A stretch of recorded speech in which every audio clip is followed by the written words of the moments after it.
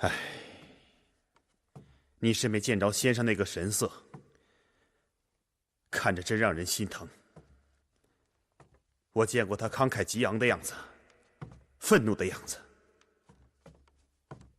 可我没见过他这个样子。他是真伤心了。我说，我们可以帮帮先生。别说了，你以为我心里好受吗？先生怎么就这么执拗呢？一意孤行，弄得众叛亲离。但愿通过这件事情，能让他明白，现实并不像他想象那样。在现实面前，理想必须妥协。有些事情能做，有些事情就做不得。但我就怕先生不会明白，不会妥协。有的人会在现实面前妥协，但是先生不会。会的，先生也是人。要想在鲁国为官，就必须妥协。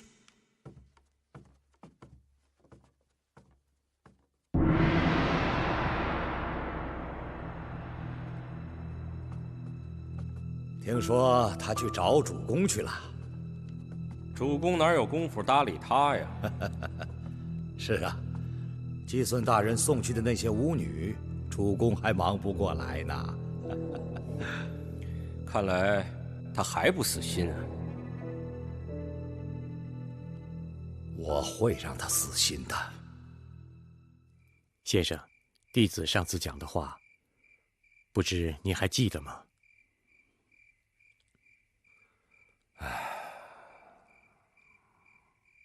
我不是劝先生放弃，我只是说，先生努力过了。可如果大道在鲁国行不通，先生可以选择别国。事情明摆着，鲁公沉溺于酒色，连交际都不去了。他根本就不想履行他自己的职责。季孙氏、叔孙氏联手打击先生，而今天这些人不管是谁派来的，目的不仅是威胁。正如先生所言，他们抛弃了礼法，就可以无恶不作，包括杀人。接下来，他们不仅要罢先生的官，还可能置先生于死地。您在鲁国不仅很危险，而且已经没有什么可做的了。是啊，帮有道，君子不费自己的才智；帮无道，君子也有责任让自己免于刑戮。帮有道，则献身；帮无道，则隐居。可先生，这并不是隐居啊，在别国，照样可以一展宏图啊。谁说天下只有一个鲁君呢？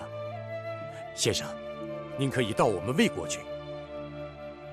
先生到我们陈国去吧。陈国刚立的新君。先生，还是去我们晋国吧。赵卿正等着用人呢。是啊，还是到我们晋国去吧。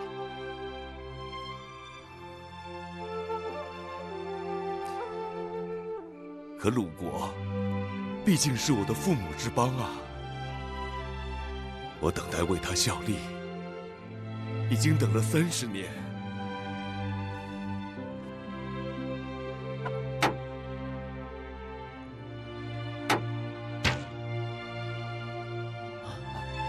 子贡，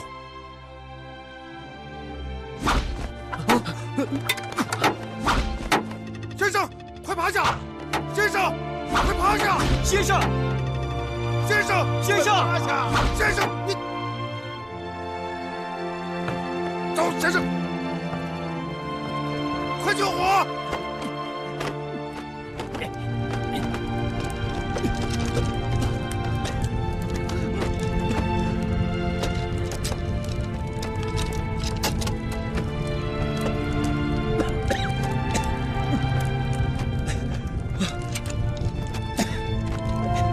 给我！先生小心！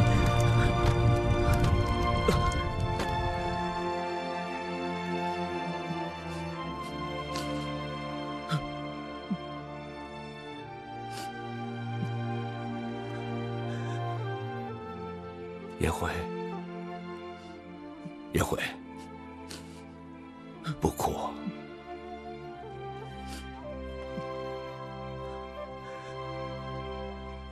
你们当中有谁后悔了吗？没有，不会后悔，一点都不后悔，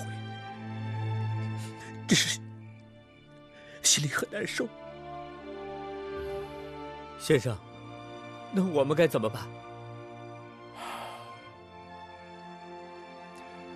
只要你们不后悔，没灰心，希望还存在，我们就走。只要你们相信鲁国无道，而天下有道，一切都没有结束，而是刚刚开始。明天黎明，鲁公上朝的时候，可是先生，鲁公好几天没上朝了。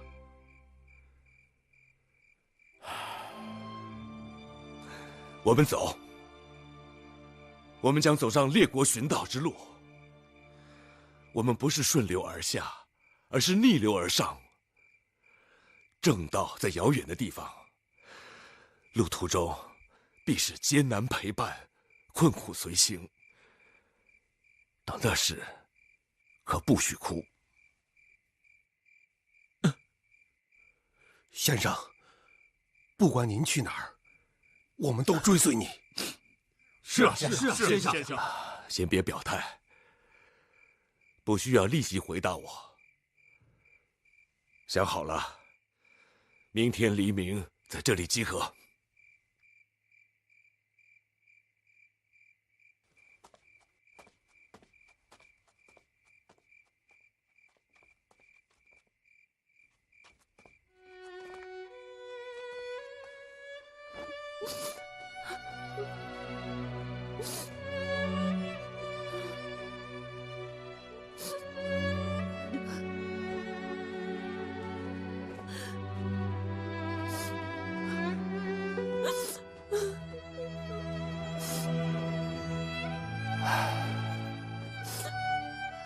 好了，夫人，别哭了，我让李儿在家照顾你，啊。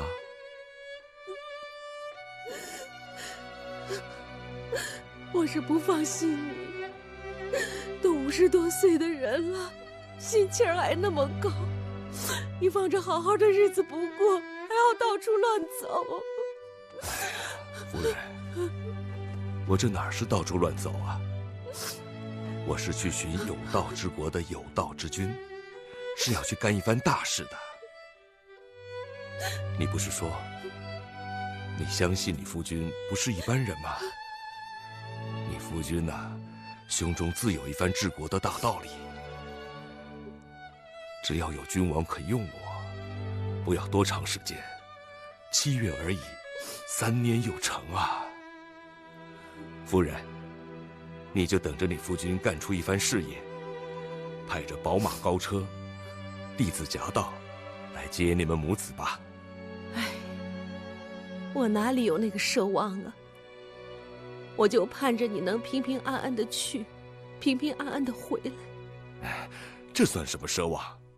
不在话下，不在话下。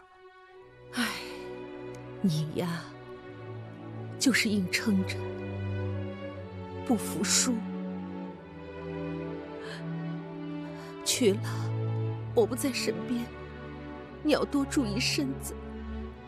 不舒服了，要回来。哎呀，好好的，怎么又哭了呢？唉，谁知道咱们还能不能再见面了呢？哎呀，你看你，怎么净说这些不吉利的话？哎呀，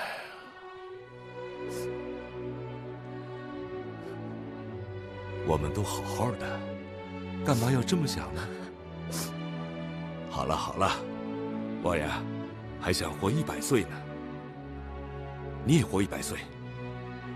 等我干完这桩事，就回来陪你。我们一起当2个老渔公渔婆，到沂水边上给李儿的孙子钓鱼吃，好不好？你呀，还100岁呢，我可不想活那么久，讨人嫌。行了，快收拾东西吧，别走了又忘了东西。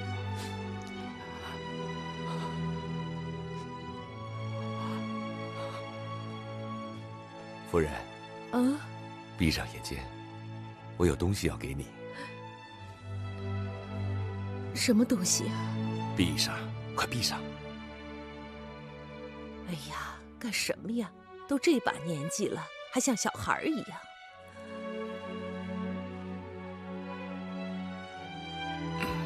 来，拿着。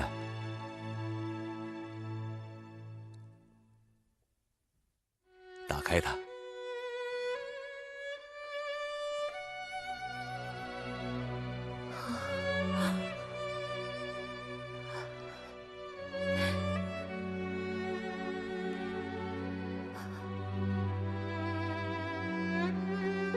你夫君呢？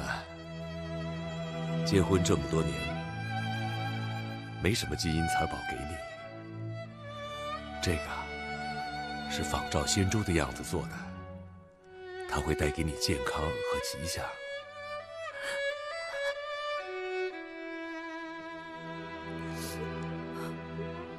夫君。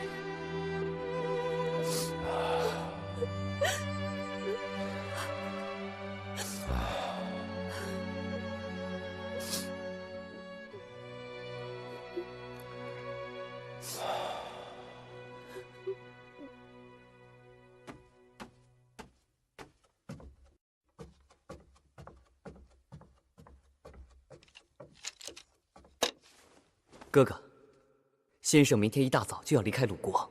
哦，去哪儿？暂时还不知道，但很多人已经决定跟先生走，都在准备了。当真？千真万确，资公亲口告诉我的。我对不起先生，当初举荐他，为的是可以帮助他一展抱负。可是现在，先生连待都待不下去了。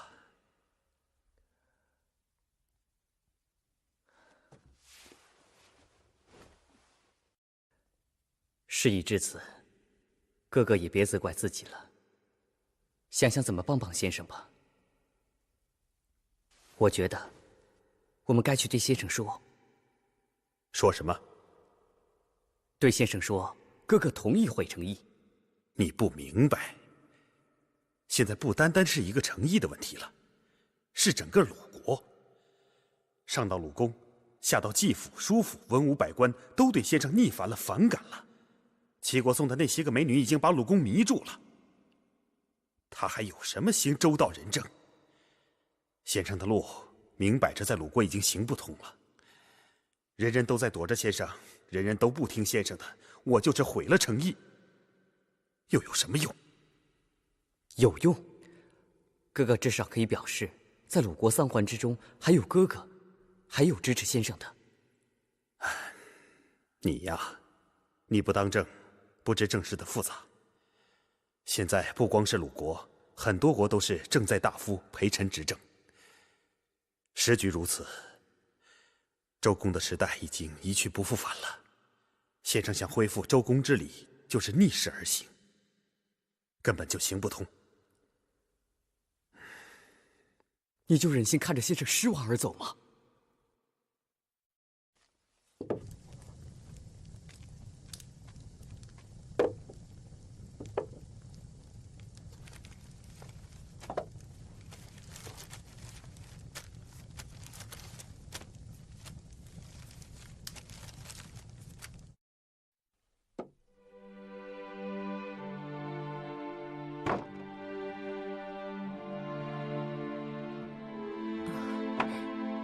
吃的都准备好了。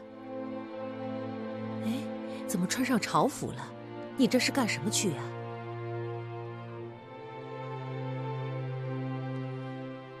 要走了，我不能一声招呼都不打。我要进宫。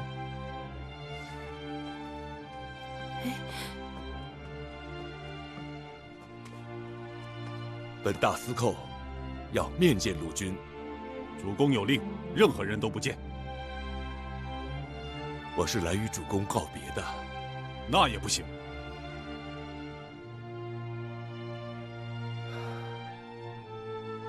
那有劳你转告主公，就说孔丘来告过别了。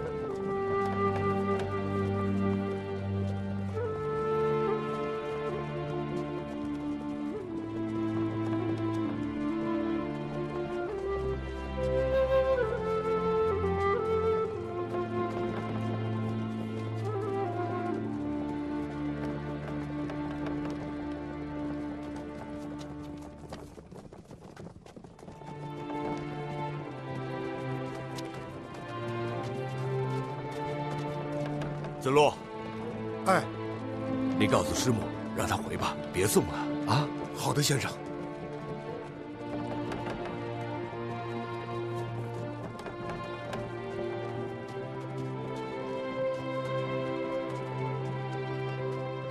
这。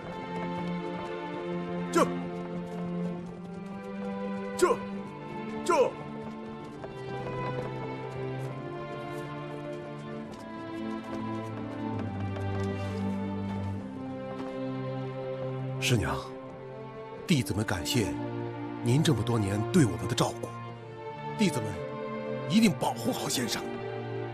师娘，您就放心吧。师娘，请留步。哎，起来，都快起来，起来，都快起来！有你们几个在他身边，我没什么不放心的。去吧。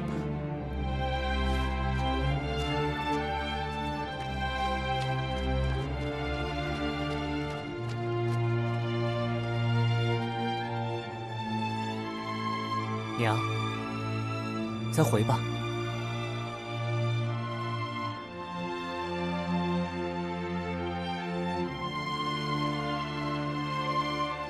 今天我梦见了孔子，梦中的情景是那样真切，那样令人伤心。我承认，我被孔子的遭遇深深打动了。在梦里，我发现自己内心竟然隐藏着一个愿望，那就是回到2500多年前，成为他的一名学生。但我总是晚了一步。当我来到那棵银杏树下，听他讲课时，他已经走了。他是被逼走的，他多么不想走啊！我理解了他的伤心是多么的伤心，他的无奈是多么的无奈。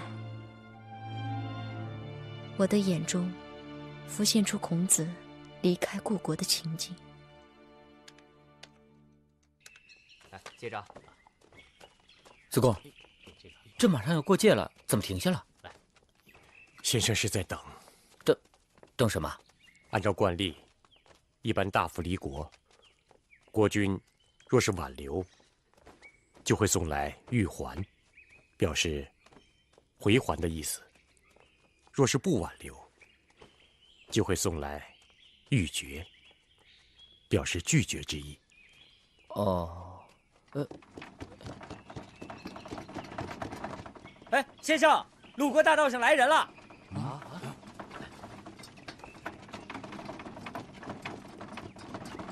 是孔丘吗？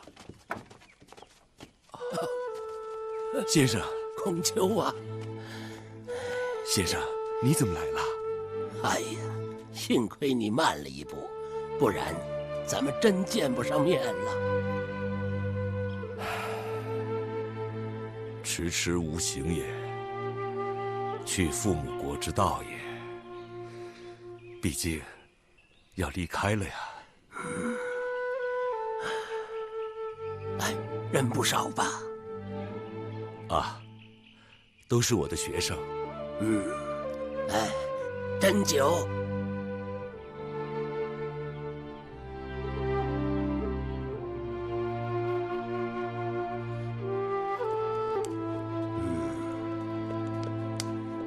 君之错，非臣之过也。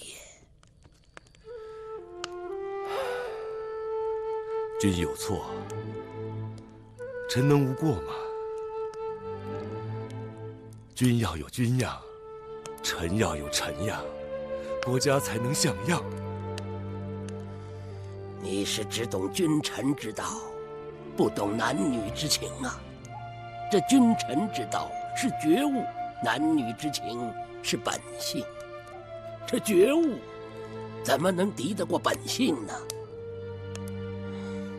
本性，性也，凶如洪水，烈如大火呀！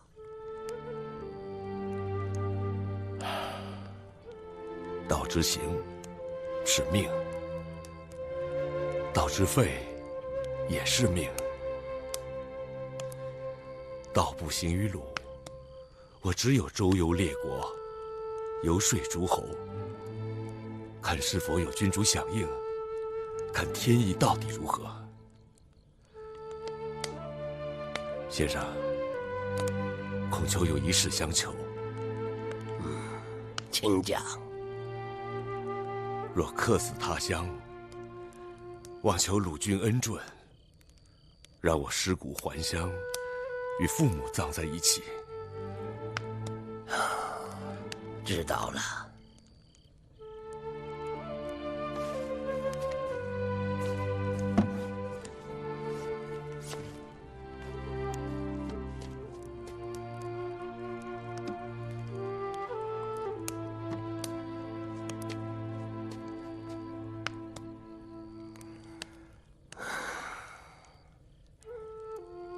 孔丘啊，你跟我学琴多年，虽然用功，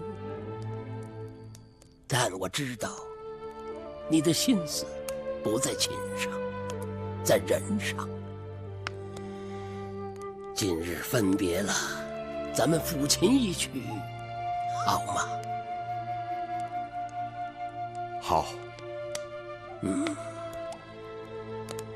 子路，把琴拿来。哎。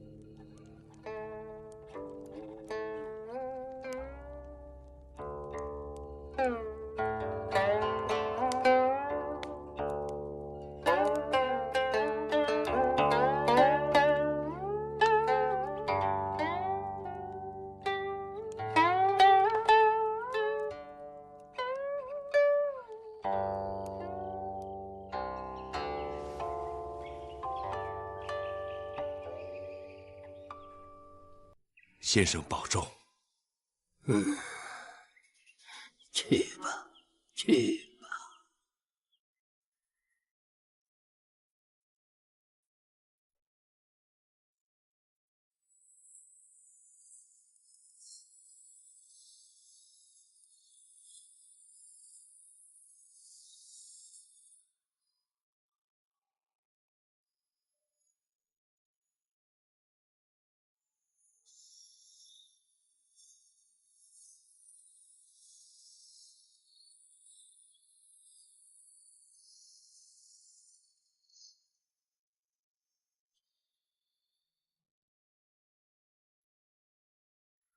快点！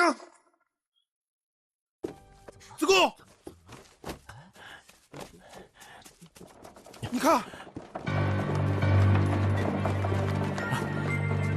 下车！先生，快下车！快下车！走，快，先生，来，给。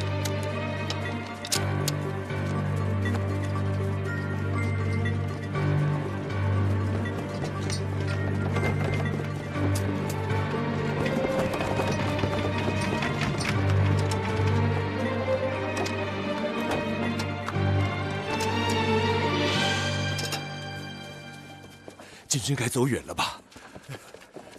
先生，七条旗，你怎么样？七条旗，先生，伤得重吗？先生，没事，伤得不重。放好，来，这个也给我，这个放在我这儿吧。沿路来，先生，你送他回去治伤。来，给我。好，不来，不，先生，我不回去。您去哪儿我就去哪儿，您别让我回去行吗？这一路会很艰辛，你的伤会越来越严重。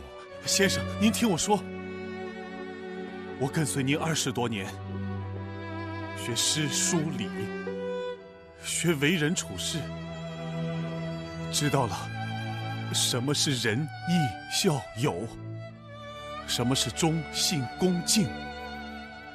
我的心再也没有偷盗的非分之想。也许学生愚钝，终其一生也不一定能做君子，但我愿意跟着您学，一直跟着先生学做君子啊，先生。正因如此，你才更应该回去养伤，更应该珍视自己的生命啊！不用说鲁国，天下还有多少人想学做君子？而你是真心的，由衷的。你从心里彻悟了，你已经是君子了，先生。七条旗，以后你还可以做官，不得政于天下。到那时，会有许多人来跟你学做君子。要干的事多着呢，生命宝贵。先生。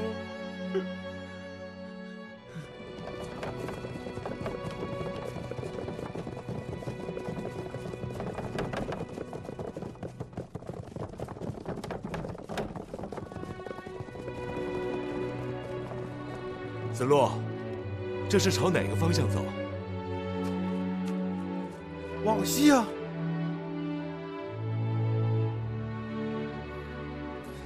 往南。往南。对。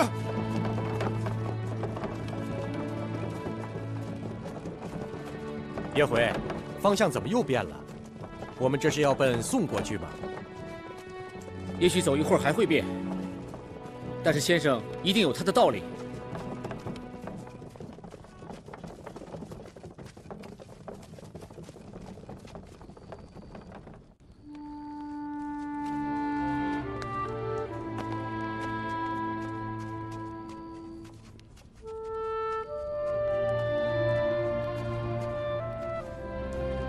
先生，吃点东西吧。还有多少？不多了。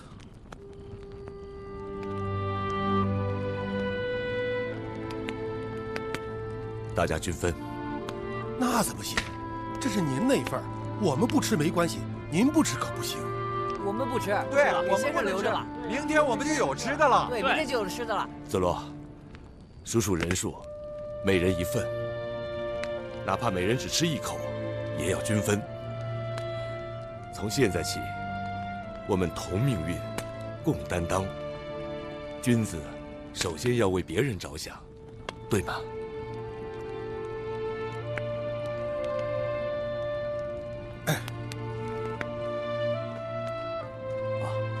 吃点东西啊！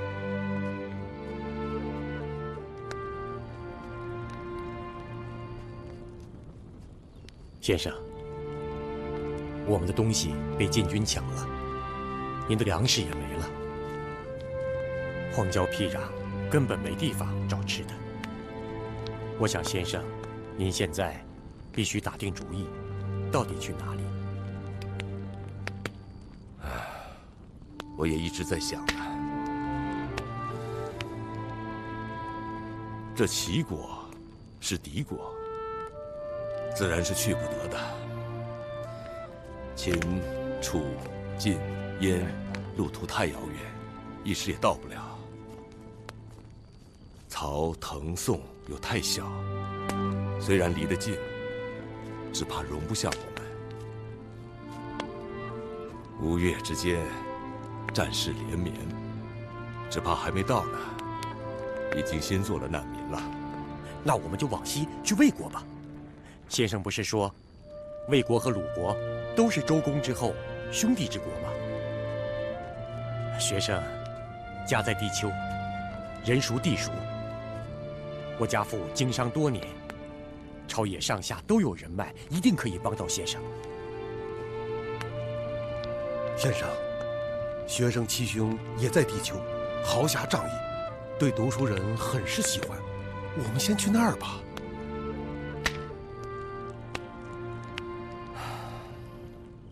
也只能如此了。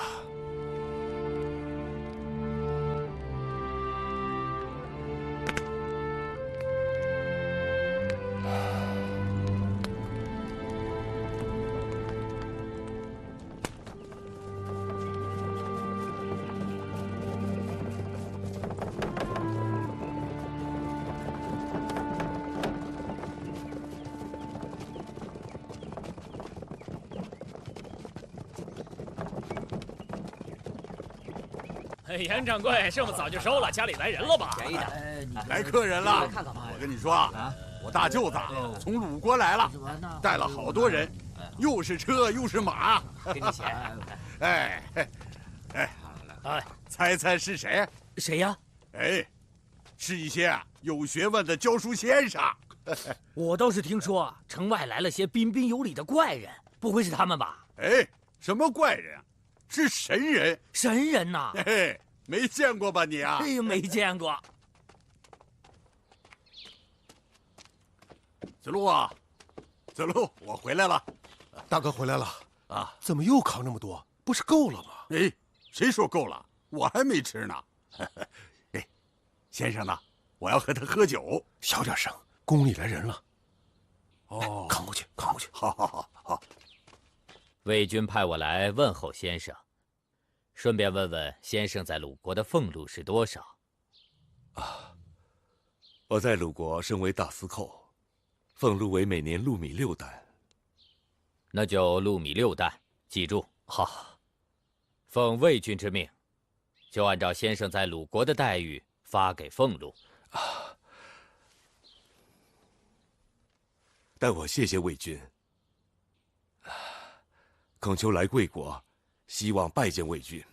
近来魏国遭逢战事，魏军忙着见齐国特使和晋国降将，公务繁忙，恐怕得再等一段时间了。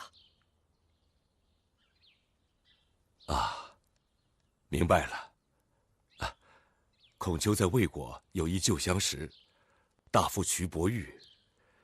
他行为端庄，待人正直。与我相交甚笃，不知他现在是否还在朝中任职？瞿伯玉大夫，几年前就去世了。啊！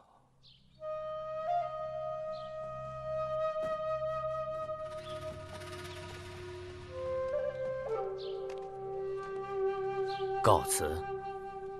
啊，大人请。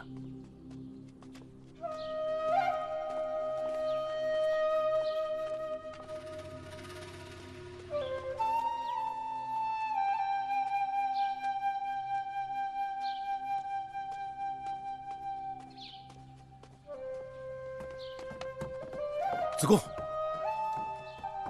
魏军什么时候召见？没说呀。那得等到什么时候啊？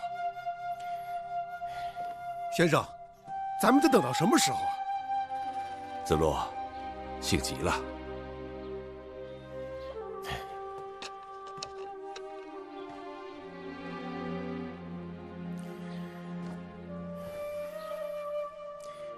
先生，当下魏公的局面比较复杂。魏公年事已高，他身后的事早就有人算计了。太子蒯聩已册立多年，根基深厚，他的身边有一帮人马，号称太子党。夫人南子是宋国美女，虽然她来魏国时间不长，但她极有心计，善于笼络人心。再加上她深得魏公宠爱，也培养了一帮羽翼，名为夫人帮。太子党和夫人帮势同水火，双方争权夺利，网罗人才。先生，不妨趁这个机会，不管认准哪一方，子贡愿意出面打点联络，这样获魏军重用，便指日可待。你是说，让我投靠太子或者夫人？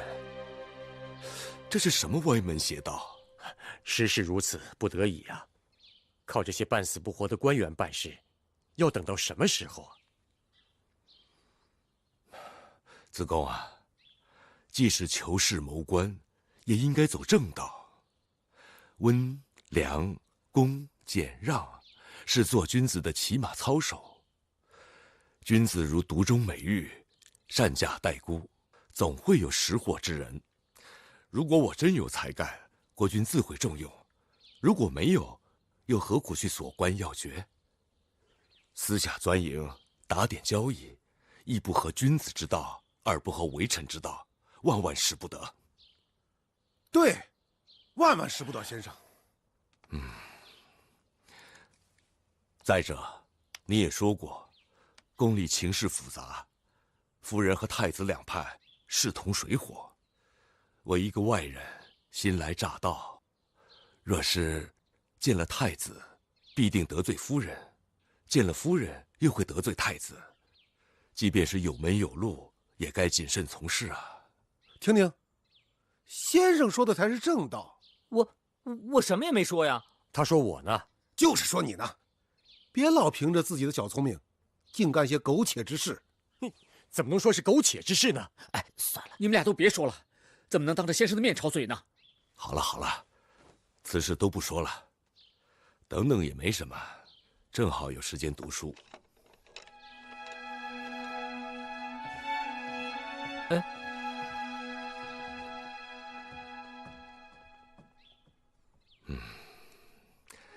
我从50岁开始读艺，原本就晚了。这段时间，正好仔细读读。先生，这什么是义呀？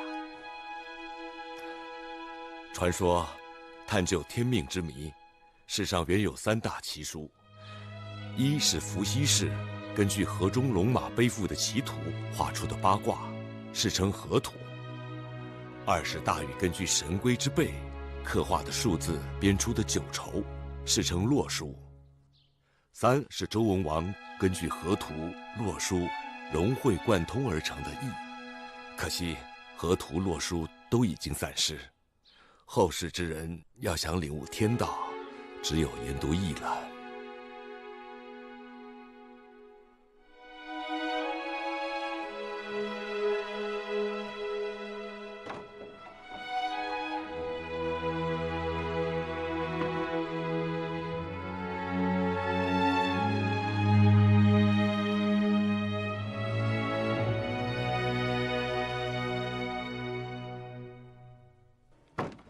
先生你好，欢迎光临。我想问一下，王先生在吗？在里面。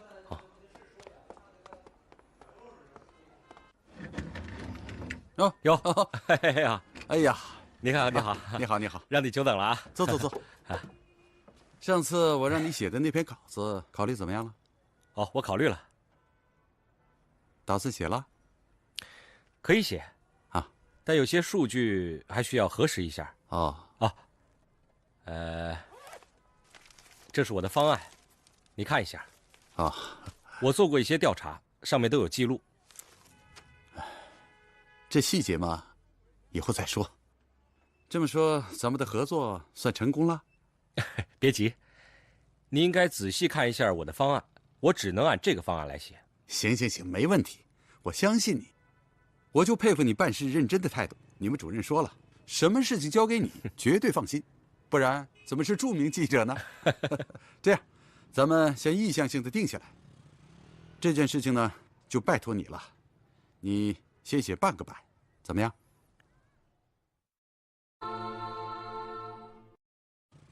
这件事情呢，就拜托你了，你先写半个版，怎么样？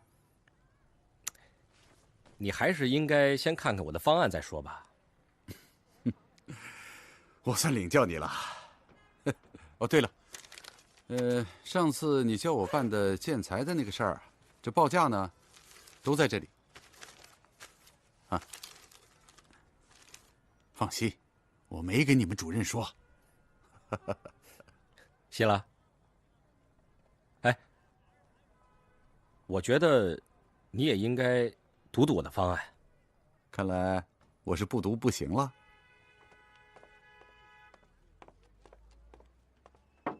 进。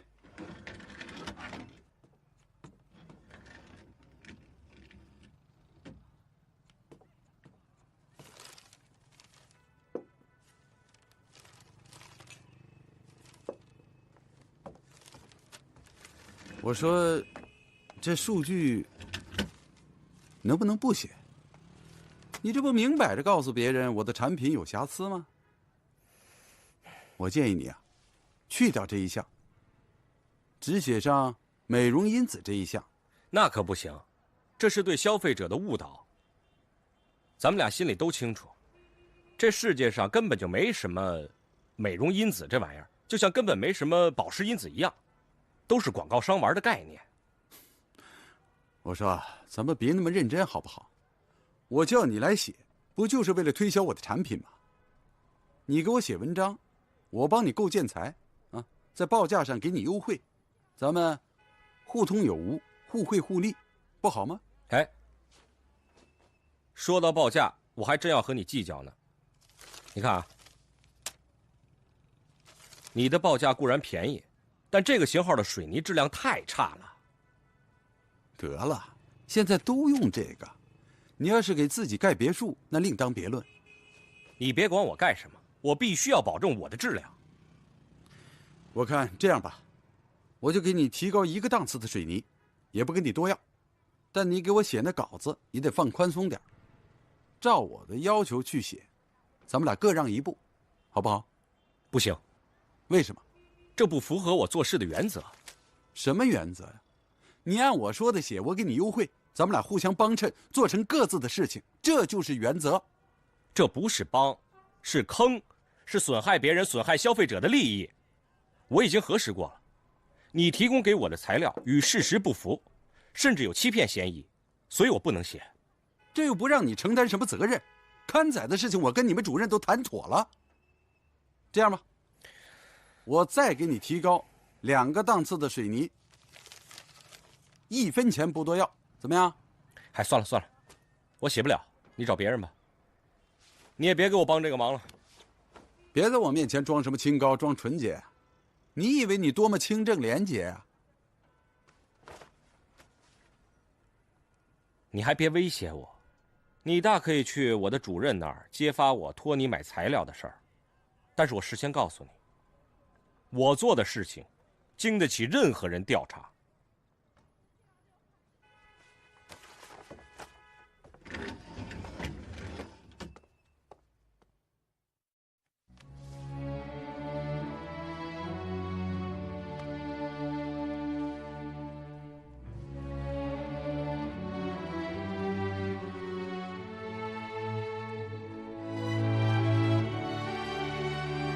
宣鲁国孔丘进谏。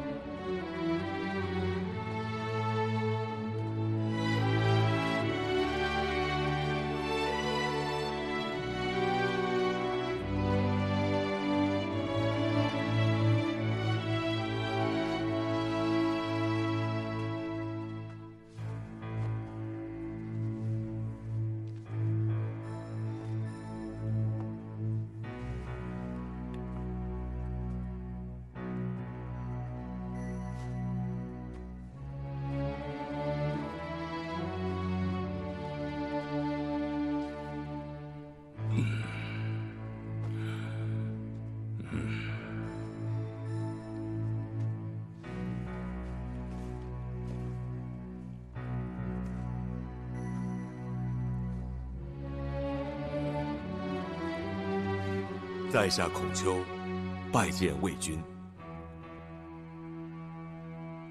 大人叫什么名字啊？在下孔丘，字仲尼，来自鲁国。鲁国。听说你在鲁国担任大司寇。是。大司寇，你懂得兵阵吗？兵阵？就是排兵布阵。近来晋国对我频频入境骚扰，寡人准备联齐抗晋。寡人听说，宋有俄阵，郑有虞阵，楚有京户之阵。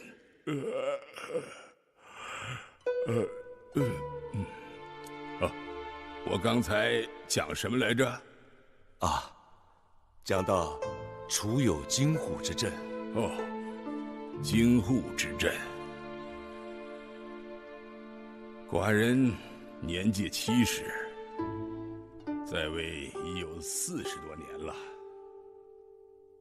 魏国多年深受敌戎入侵之苦，几度亡国迁都，缺的就是用兵之才呀。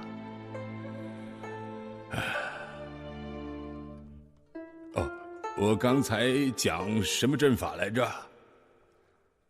京户之阵。京户之阵。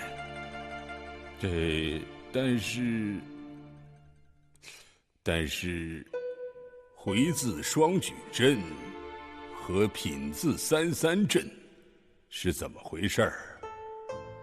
寡人却只是听说，不闻其详啊。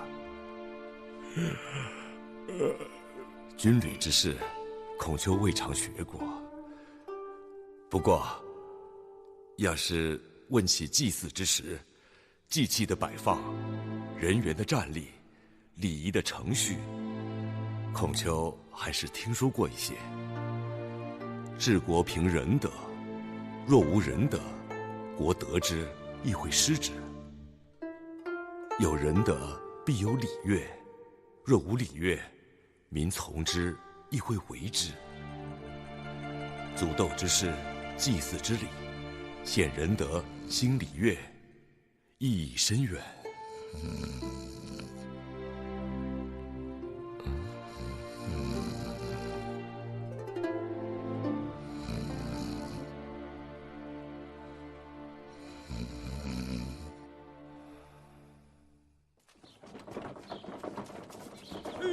站住！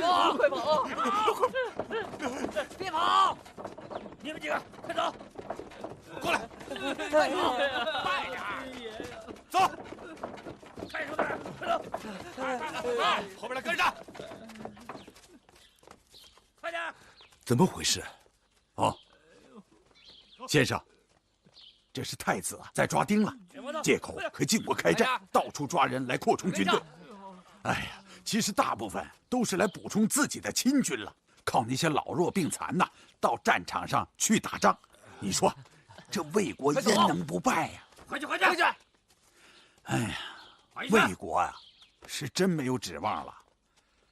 国君又昏又老，太子又骄又横，哎，那娘们难死啊，更是红颜祸水。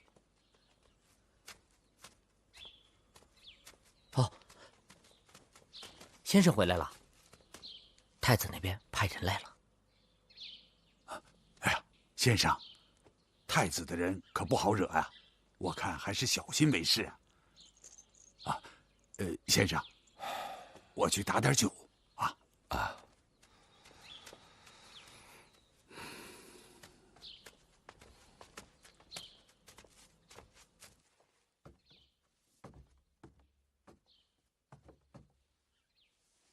孔丘拜见大人。免礼。魏国大夫王公叔。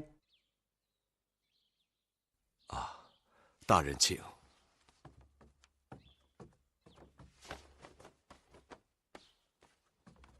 孔丘先生，怎么就住在这里啊？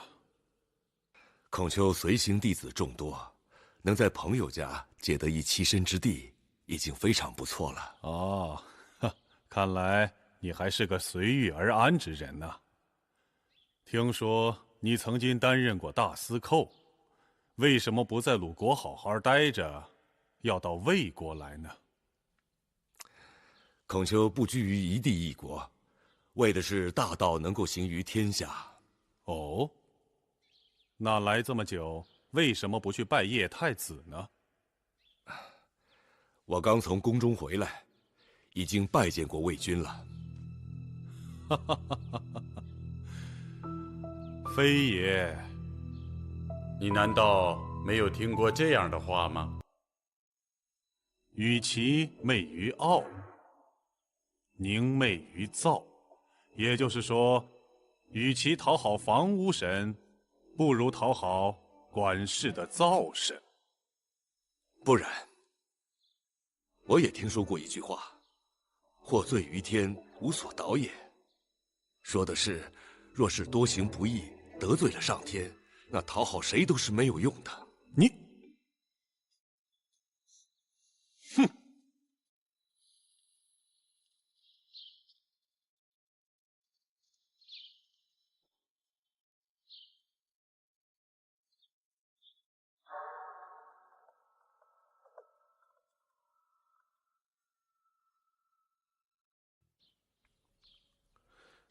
先生，谈得怎么样？我看那人走的时候，脸色不好看。我用得着看他的脸色吗？那么，先生和魏军谈得怎么样？颜回啊，把义给我拿来。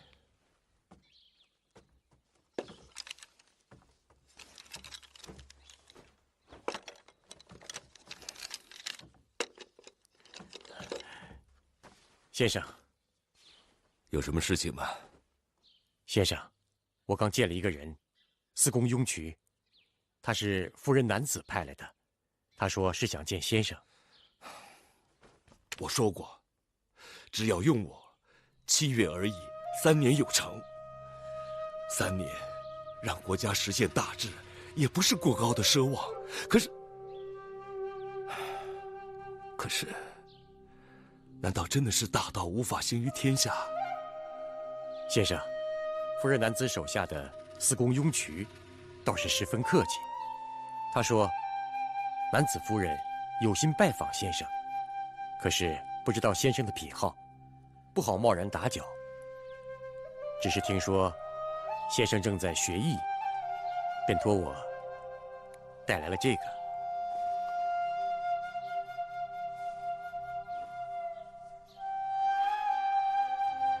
先生，这不可信，收买人心而已。太子仗势欺人，那男子送礼哄人，都不是好东西。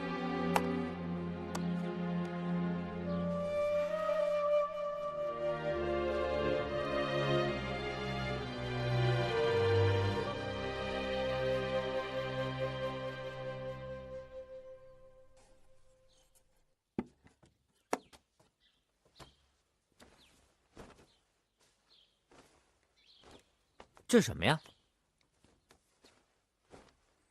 呵呵，别问了，肯定是敲门砖。敲门砖？放这么好的盒子里敲什么门呢？哎，我怎么看着这个东西有点歪门邪道啊？别这么说，先生正难过呢，我们该陪着先生哀伤才是啊。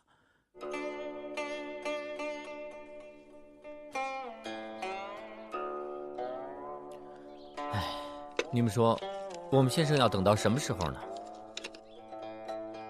我知道，什么时候？等到他等不下去的时候呗。你别说丧气话啊！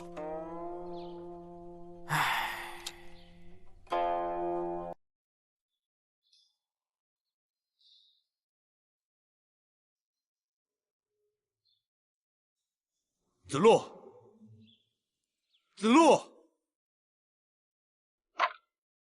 先生，何事？外面有人，你快去看看。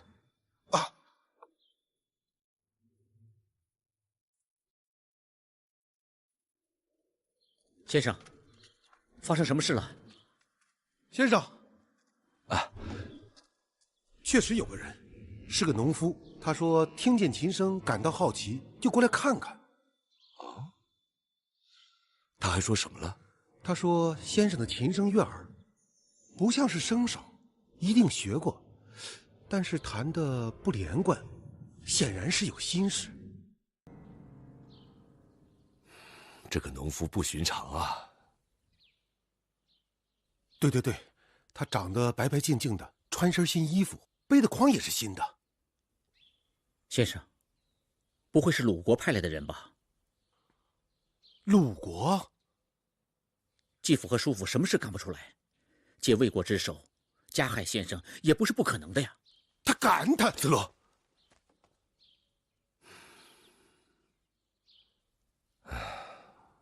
这魏国分明是待不下去了。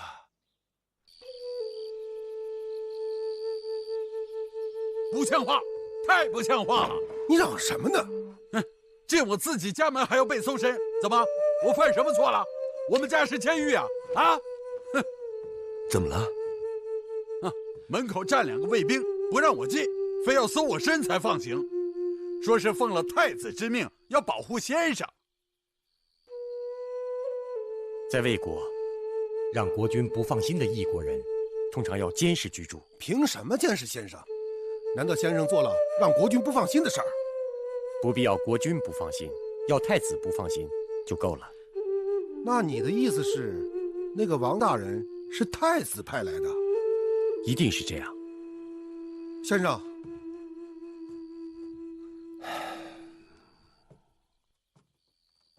先生，刚才我碰到了一个鲁国商人，说是要把这封信交给您。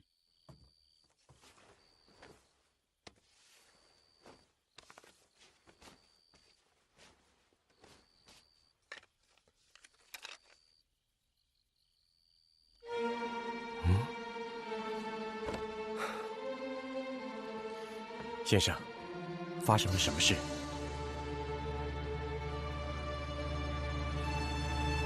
家兄去世了。孟皮大伯走的时候不是好好的吗？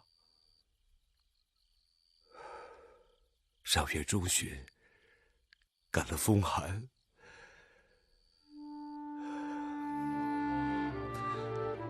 子贡，是个灵堂，我要遥祭兄长。放心，我去办。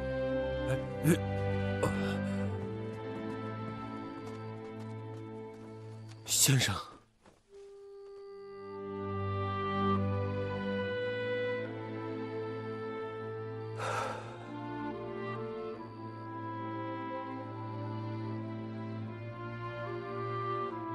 能不能再试一试，再等一等呢？魏国的情况不是想象中那么严重。再说，我在这里还有一些人脉关系，还有通融的道路。是啊，太子党得罪了，可是夫人那边至少我们还有斡旋的余地嘛。先生啊，就是太严苛，不活泛。退一步，海阔天空嘛。退？你让先生退哪儿去？去投靠哪一方？先生是堂堂的君子，不是商人。哎，子路哥，你怎么能这么说话呢？子贡也是位先生嘛。连那人格都谈不上，还谈什么呀？有什么好谈的？他们都不把先生当君子，我们为什么对他们那么客气？我担心先生的安全。若真是鲁国继父派人来暗算先生，那可就麻烦大了。继父？不至于吧？不至于。当初你是为了先生的安全劝他离开鲁国，现在到了魏国，你说先生安全了，真安全了吗？先生出了事儿谁负责？我看先生赶紧离开魏国，今晚就动身，你们说呢？我同意。先生的安全最重要。是，这地方不能待。先生早就表态了。同意。我怎么着都成。子贡你呢？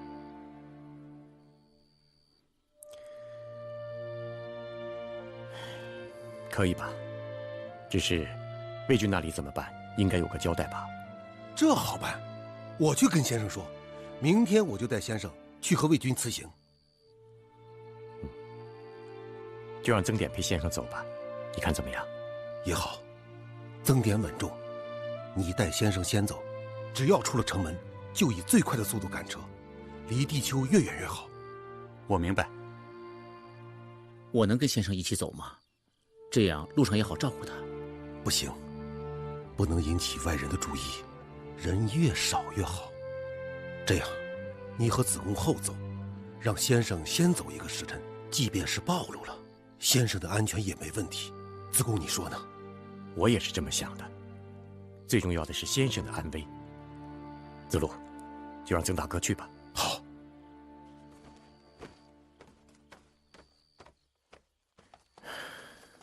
好吧，我们快准备，一定要小心，别出声音。哎呀，两位兄弟啊，辛苦了啊！晚上寒大，我给你们弄2口酒喝，驱驱寒。哎呦！我正琢磨着上哪整口酒喝呢。谢谢大哥，谢谢了。不谢不谢。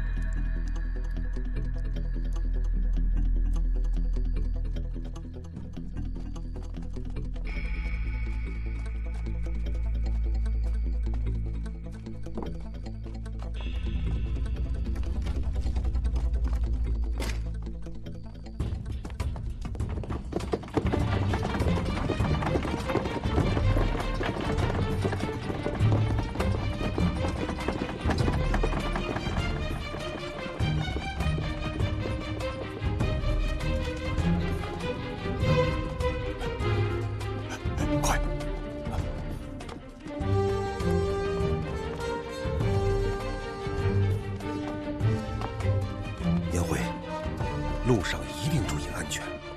子路哥，你们也要小心。快走吧。子路哥，我们在路上等你。好，快走。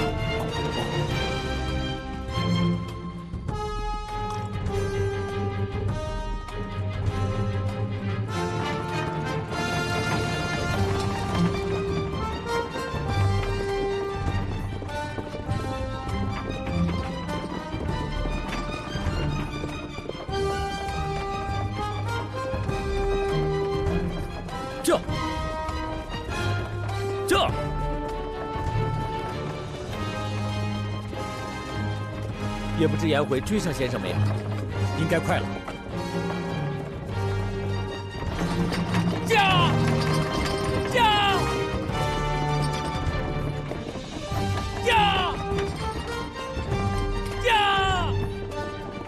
前面就是匡城了，属于魏国，咱们可以抄近路穿过去。驾！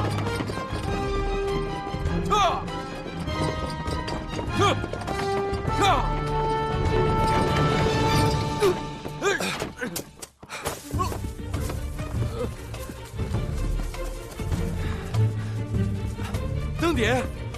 登点，先生，别动！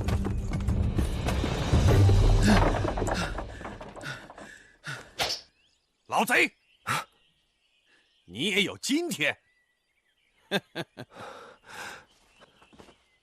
将军，在下乃鲁国大夫，不知有何冒犯。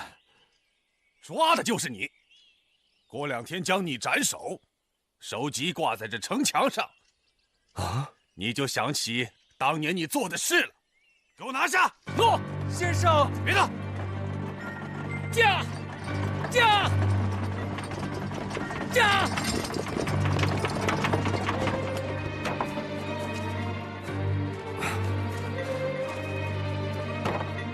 进去！走！等等！你们听我说！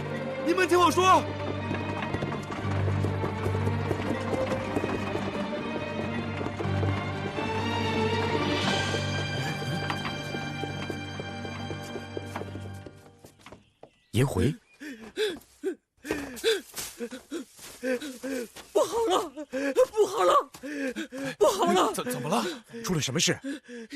先生在矿城被抓了！怎么办？我们得救先生！是啊，救先生！是，怎么办，子贡？哎，大家不要乱啊，都安静。这件事不能硬拼。我想，先生平白被抓，一定事出有因，必须要搞清楚。况且那匡城是魏的属地，我会去想想办法。你赶紧想办法，我要走了。颜回，你要去哪儿啊？我不能让先生一个人在那儿。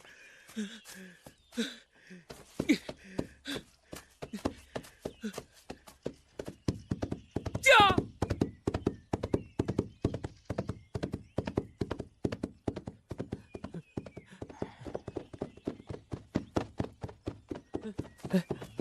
子路哥来了。子路哥，先生被抓了。什么？被谁抓了？快说呀！匡城守军。走，跟我去救先生。哎，你不能去，凭我们几个人，不是白白送死吗？不应该吗？先生被抓了，你们却好好的。走，跟我救先生去。我不会让你去的，子路哥，让我想办法。匡城属于魏国，那里光守军就有几百人，绝对不可以乱来的。你给我放开！哎，子路，哎，子路哥，放开我！子路哥，放开我！你别子路哥，你不能去！放开我！冉求，看住他，绝对不可以让他去。我去想办法，等我回来。好，放开！子路哥，你不能去啊！放开我！放！一定要等我！驾！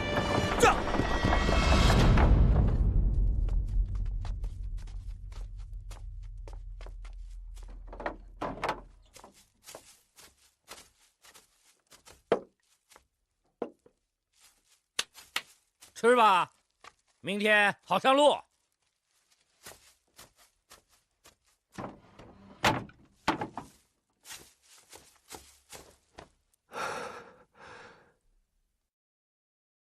明天星期到。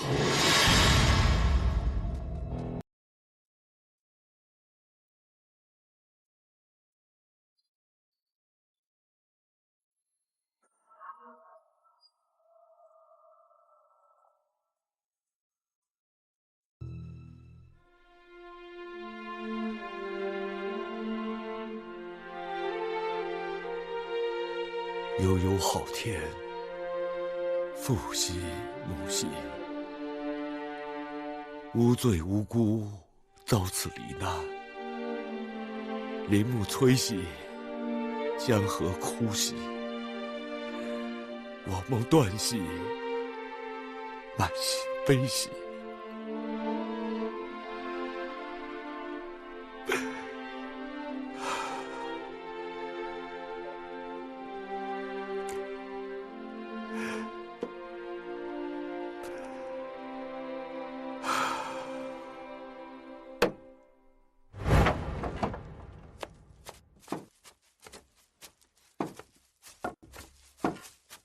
起来！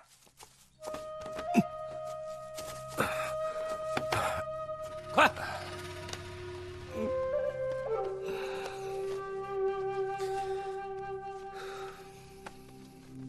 紧点！到底为什么要杀我？为什么？问天吧。走。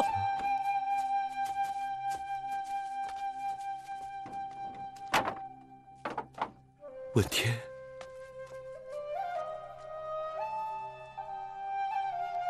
问天，娘，怎么了？娘，是不是心口又疼了？我去找大夫。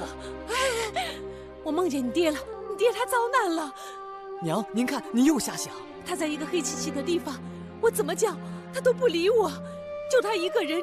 周围一个弟子都没有。娘，你是不是又做噩梦了？我从来没见过他那样的脸色，那么不好，那么无助，那么可怜。娘，你说什么呢？怎么会呢？我的那些师兄师弟您都知道，他们跟我父亲就像我一样，形同父子。娘，他们会保护好、照顾好我爹的，你就放心吧。啊！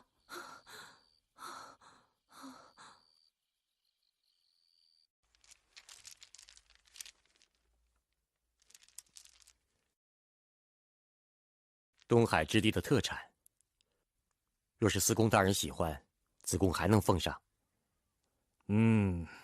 东西嘛，倒是不错。不过，我如何向夫人解释呢？先生当初对夫人的邀请转身而去，今天遇见难处，却求夫人解围。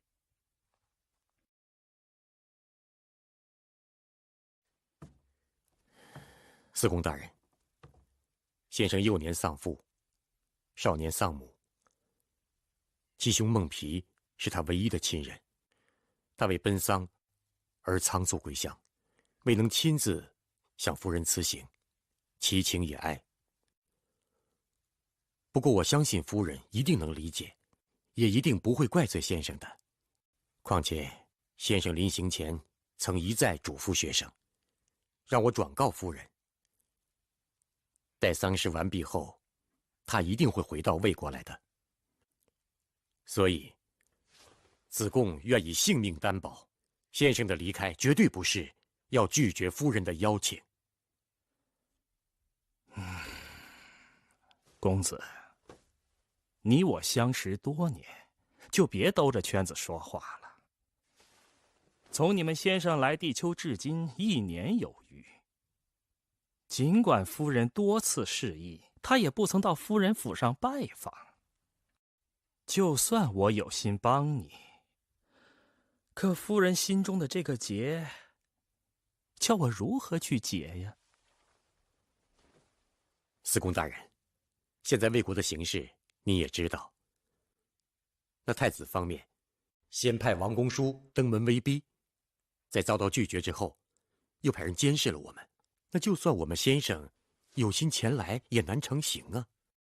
再说，我们先生乃读书之人，生性敦厚，实在是回天无术啊。更不愿意让夫人为此犯难，但在心里，孰近孰远，还是一清二楚的。子贡所言句句肺腑，无关生意，只关真情。大人，我家先生被囚匡城，生死堪忧，每时每刻都有罹难之险。千钧之际，还要靠大人斡旋，只有请夫人出手相助了。子贡愿意奉上家传珍宝，以此表达我们对夫人的心意。哦。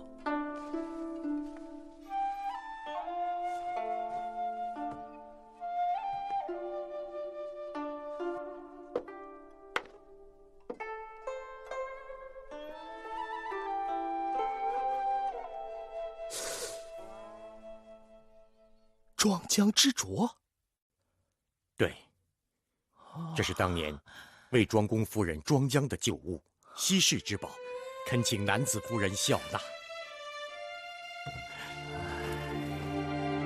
大人，子贡在这里相求了。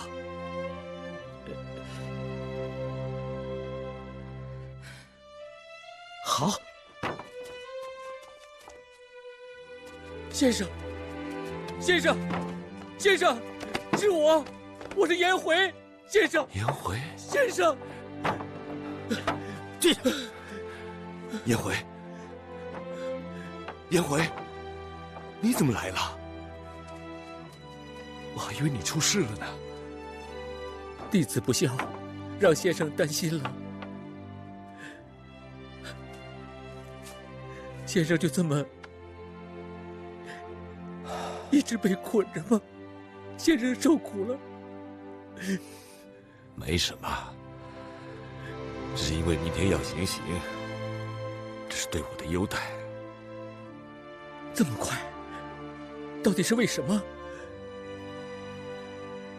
不知道。这是我唯一遗憾的。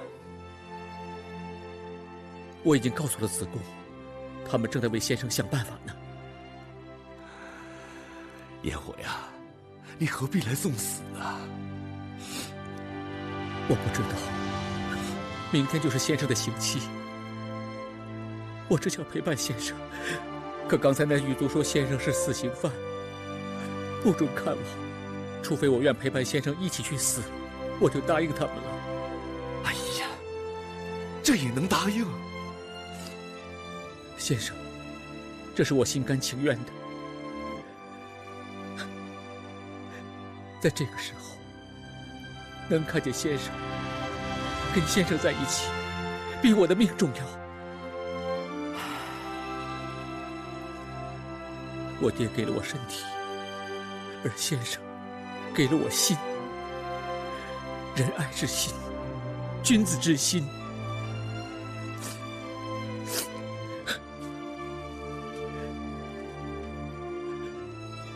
在先生您的身边，我活得充实，活得高尚，活得幸福。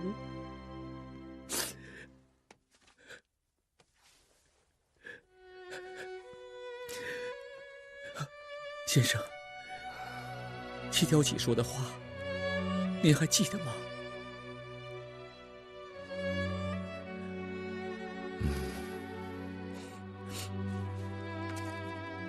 我理解，也由衷的感动。我知道，他说的都是肺腑之言。我一直都在担心，他回去会多么的孤独。他离开了先生，离开了众弟子，就像鱼离开了水，鸟离开了树。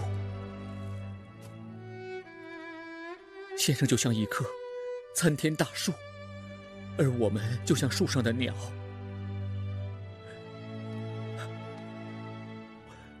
我做过这样的梦，真的。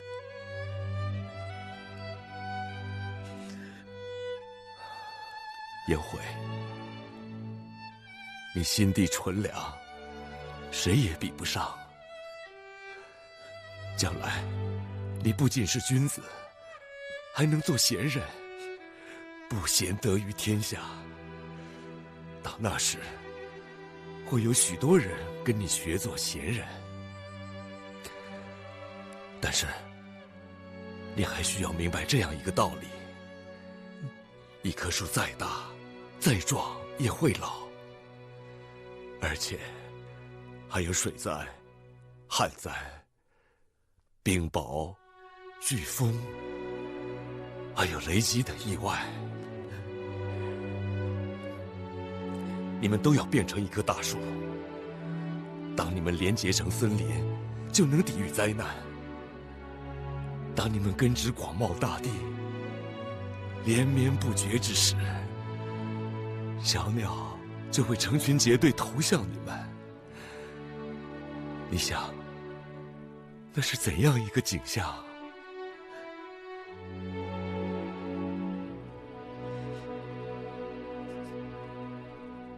很美。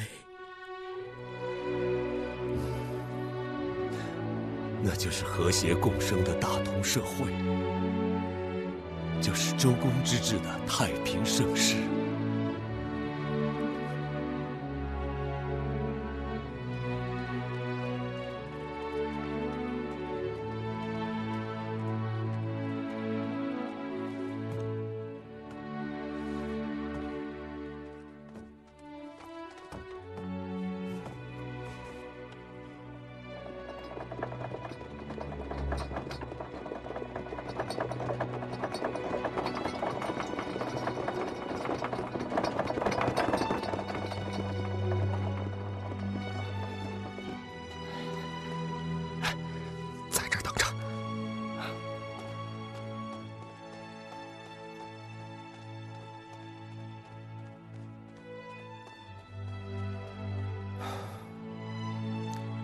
天意若在，我不该命绝于此。天意是什么？当年周文王居于有里，幸免于难，大道所以彰显于世。而当今天下之大道者，不就是我吗？如果我死了，天下就会失去大道；如果天下不想失去大道，我就不会死。天命如此，匡人奈何我不得？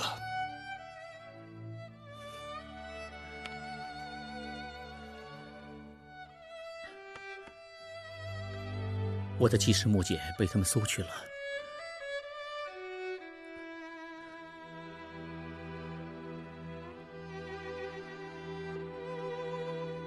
有了，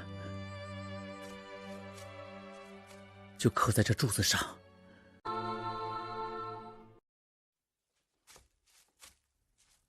就刻在这柱子上。好啊，颜回，你刻吧，把我的话都刻在木柱上。我可以死，但这些话死不了。你记下：未知生，焉知死？知者不惑，仁者不忧，勇者不惧。君子不忧不惧，不怨天，不尤人。这是夫人的信，走吧。君子有三畏：畏天命，畏大人，畏圣人之言。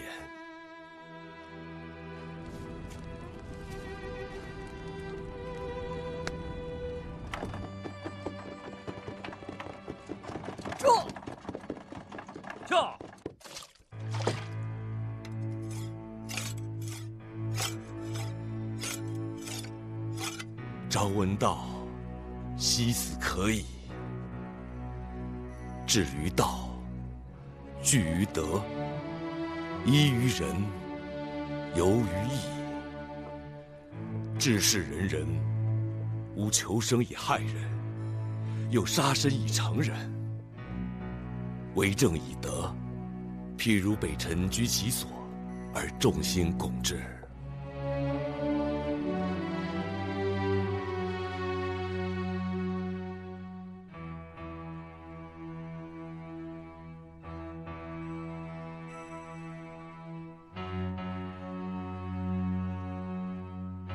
提犯人，先生，听到了吧？他们要提的是我，没你的事。有我答应过了，我愿给先生。住嘴！不许再说，否则就不是我的弟子。颜回，帮我代官。好的，先生。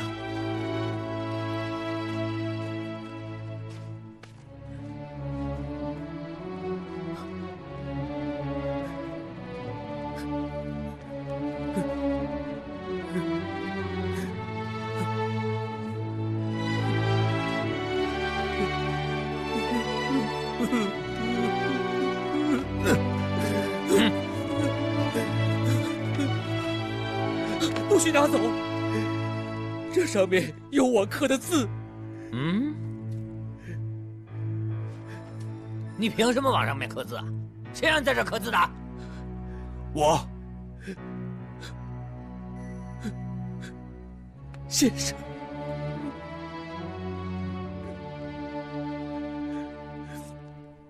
刻的什么字啊？你说。不过是我的一些想法。嘿，老头儿，你真有意思啊！快死了，还有什么想法？还要刻在这柱子上？我死可以，但我的想法要留下。听见了吧？他说要把他的想法留下。老头啊，你的想法值多少金子？或者说，你给我多少金子，让我把你这想法给你留在这世上？我给你，我给你。行，一个字儿，1两金子，你给吧。你简直不可理喻！扛走，劈了，烧了！你给我过去！先生，颜回，坐下！颜回，你这个疯老头！你干什么？去你的！君子死而官不免，把官给我带好。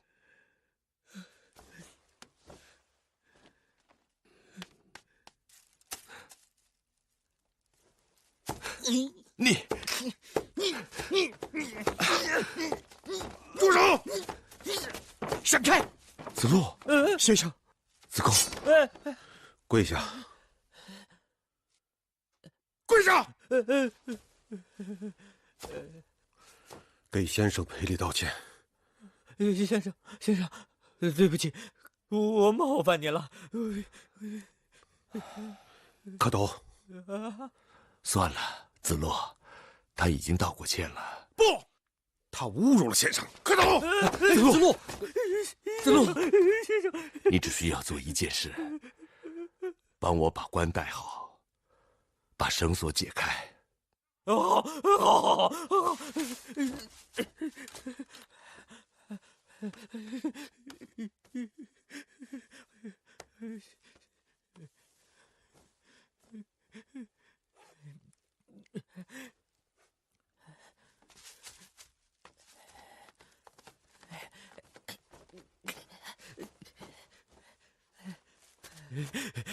谢先生，谢先生。谢什么？把木柱给我扛到外面车上去。好。先生，这位是魏国司公雍渠大人。在下乃魏国司公雍渠，奉南子夫人之命，特来解救先生，并带来一信，还请先生回味夜见。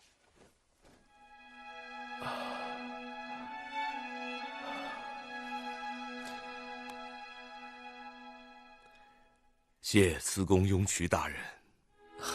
先生请。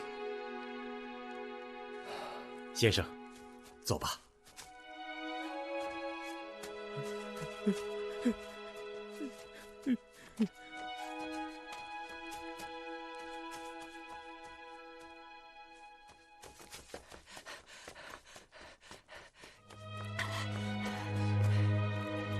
娘，急死我了！到处找你找不见，你怎么跑这儿来了？离，娘想去寻你爹。你说啥？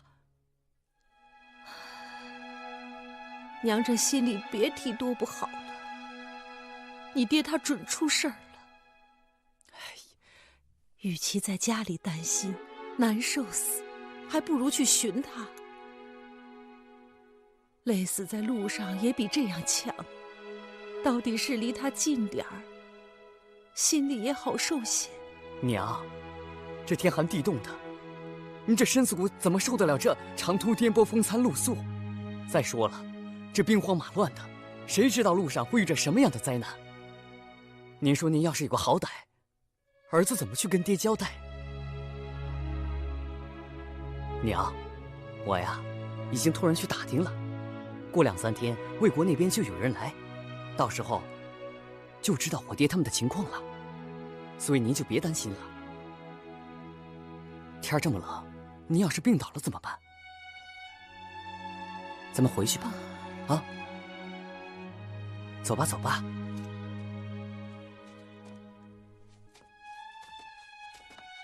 娘，您别担心了，我爹不会有事儿。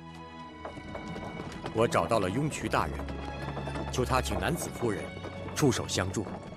先生，南子夫人早就仰慕先生大名，加上这匡城原是魏国的属地，便派雍渠带着给匡人首领的信前来营救。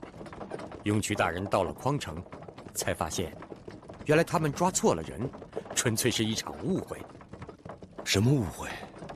他们要抓的人是杨虎。数年前，杨虎曾率鲁军攻破匡城，烧杀淫掠，欠下了许多血债。匡人发誓要抓住他，杀了来祭奠那些受害者。他们把先生当作杨虎了。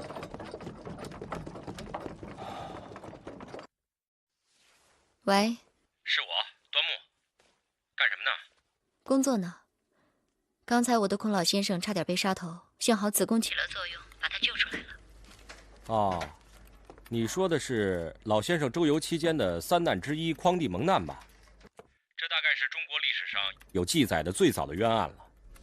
哎，说起这个冤案呢，你在国外大概不太清楚。最近咱们国内刚刚平反了一特大冤案，佘祥林，湖北一男人，被人控告杀了他妻子。当时也是差点被杀头，最后被判了有期徒刑15年。结果呢，在监狱待到第11年，他那个失踪的妻子突然回来了。有这样的事儿，在哪能看到？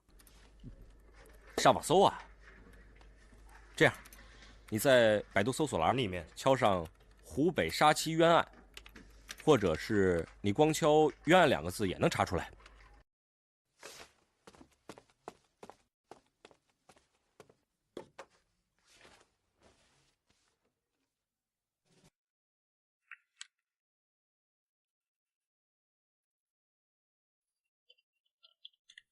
端木总是消息灵通，他的信息能把我从这个小房子里拽出来，看到外面的世界。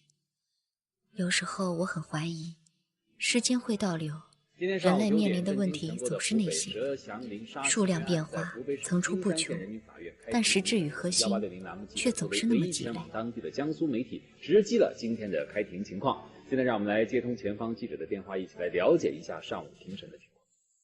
正如各方所料，佘祥林最后被法官当庭宣判无罪释放。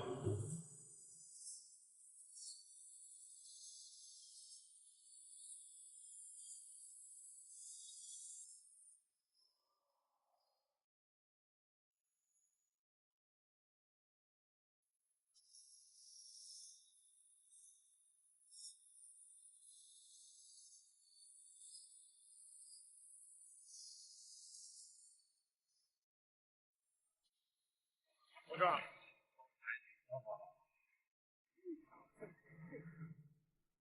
把那个也拿下来。哎，这个吗？放好啊。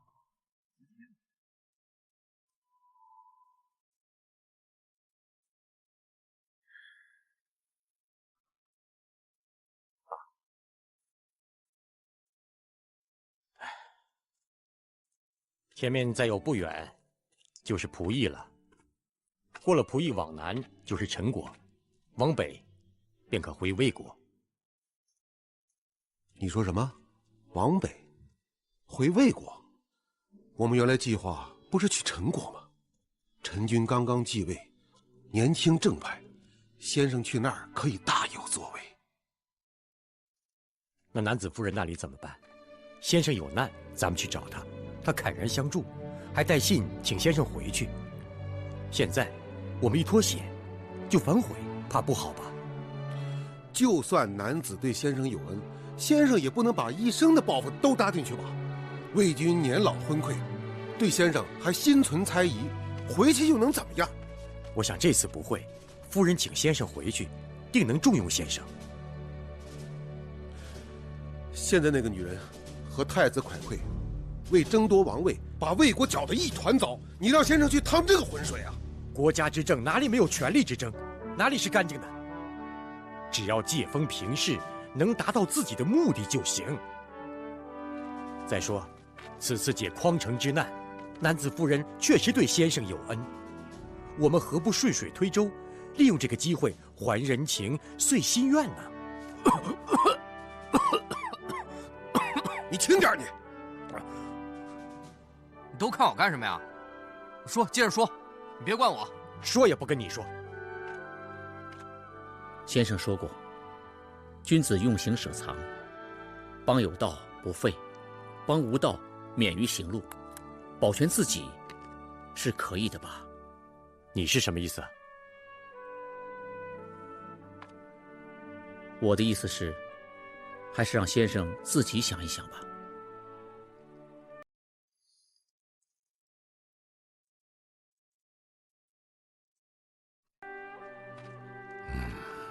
是该三思啊！鲁卫之政，兄弟也。这两国的国君，从祖上论，本来就是兄弟关系，而且，魏国多君子。虽然现在魏国的国君荒淫无道，不理政事，可仲舒语善于处理内外关系，祝佗擅长宗庙祭祀，王孙贾能治军旅，他们三位也算得上是当世贤臣了，不像宋国那个司马桓颓，身为上卿，只知道奢靡铺张，竟然让人从西南山区采来大理石，专门为他打造石椁，妄想死后千年不腐。哼，如此劳民伤财，我看他还是死后速朽的好。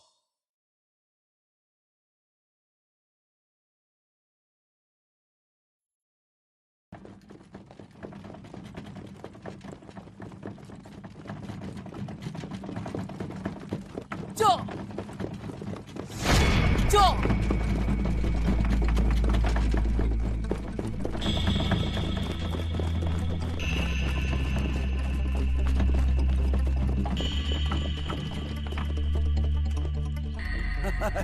小人在屋里一听到兵车响，便知是杨将军带着人马来巡边了。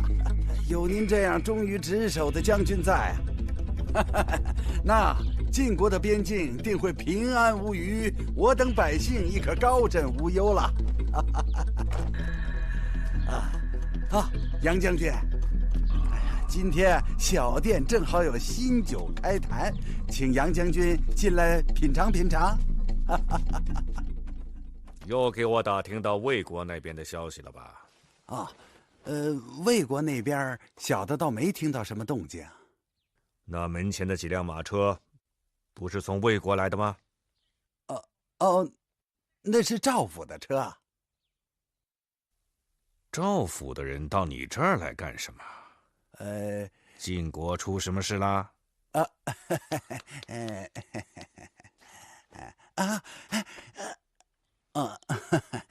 是咱们晋国上卿位高权重的赵鞅赵大人突然身染重病，已有3天不省人事了。什么？你是说赵鞅赵大人突然得了重病？正是，已是命若悬丝，说不准什么时候就过去了。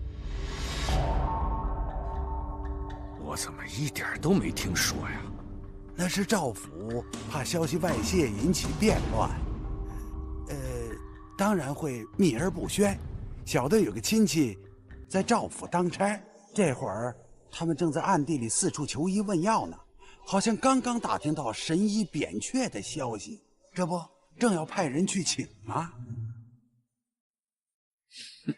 杨将军，您别急着走啊，我这就给您端酒去，好酒啊，您不尝尝？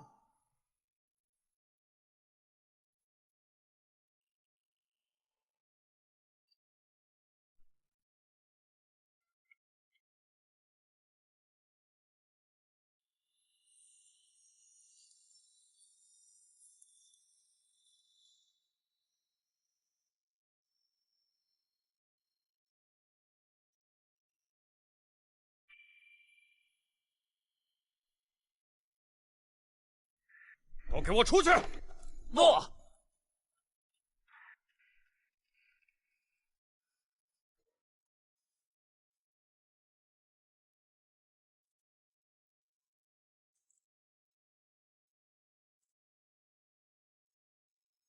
赵阳，你对不起我。为了成就一番功业，从鲁国到齐国，从齐国到宋国，从宋国到晋国，我容易吗？现在你两眼一闭就想死，你死了，我怎么办？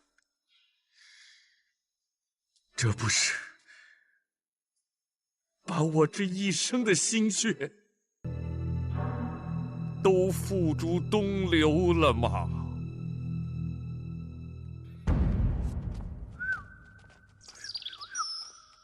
嘿嘿嘿嘿嘿。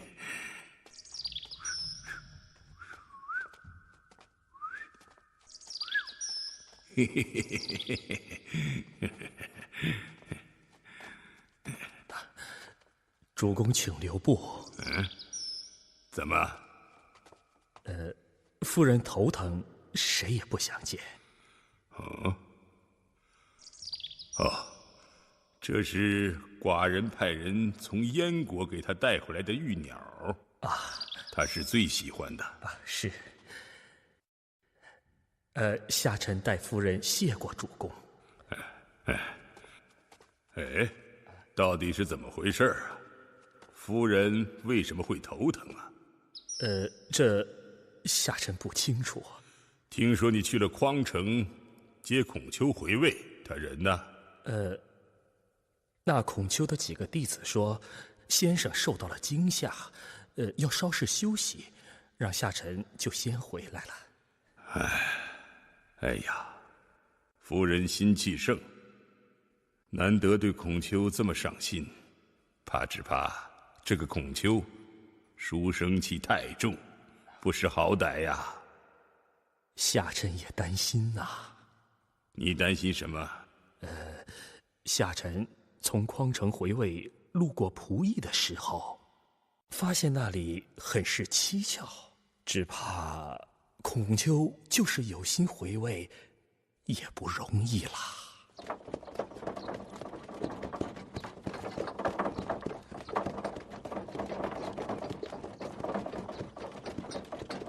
什么人？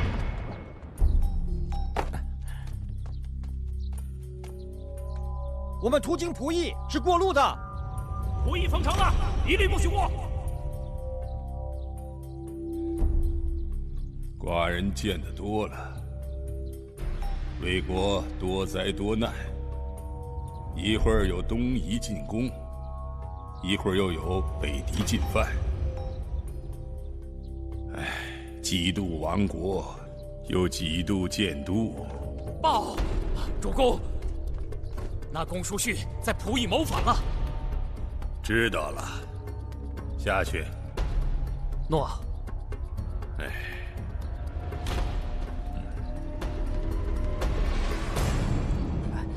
怎么样了？先生，还是我陪您去吧。不行，你们都在这等着，不得轻举妄动啊！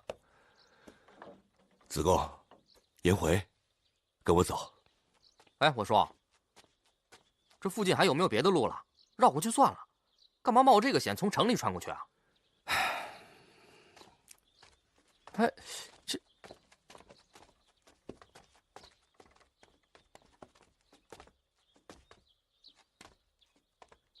先生太死心眼了。你闭嘴！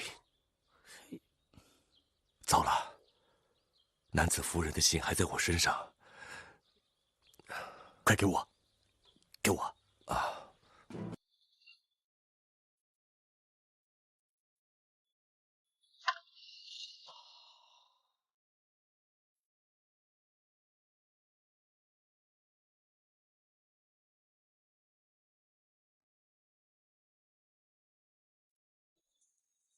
走。诺。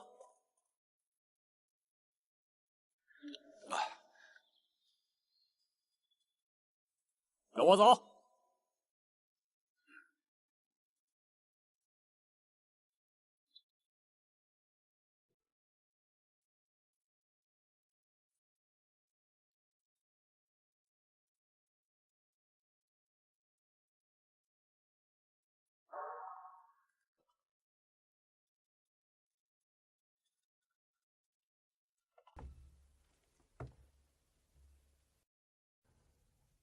哦，是孔丘先生吗？请问你是？在下公叔胥。先生入宫夜见魏公时，见过一面。我说将军看着面熟呢。驾！驾！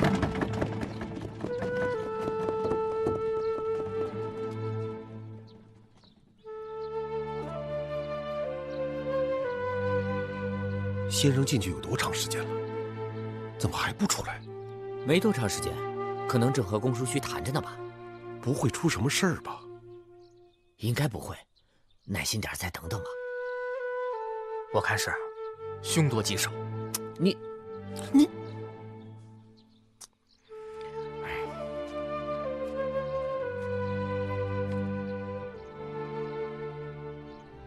我听说，先生好像曾经讲过这样一句话。什么话？君是臣以礼，臣是君以忠。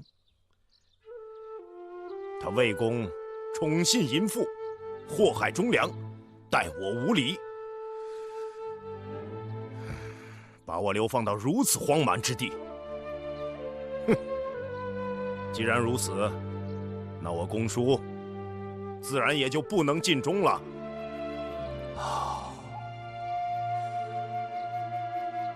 不过，我还说过另外一句话：所谓大臣者，以道事君，不可则止。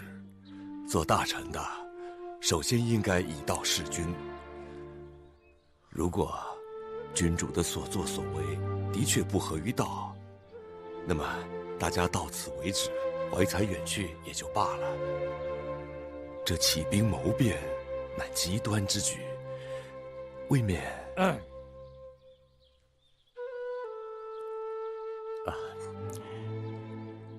公叔大人，我们先生便是怀才而来，游说各国，为的是大道行于天下。我们途经贵地，还望大人多加关照。如果需要留下一些通关费，也是可以的。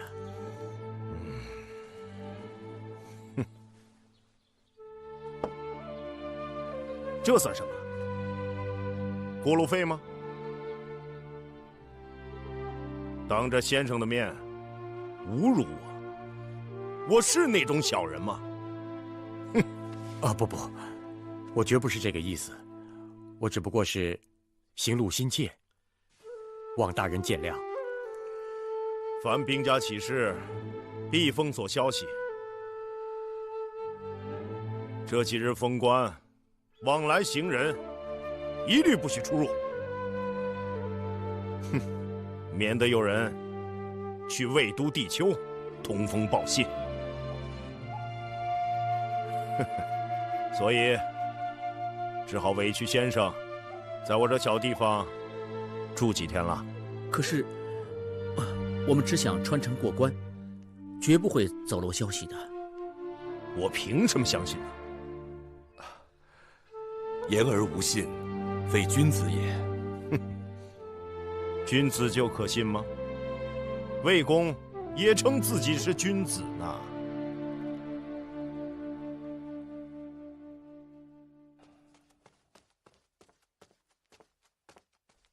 主公，主公，主公，南子夫人发怒了。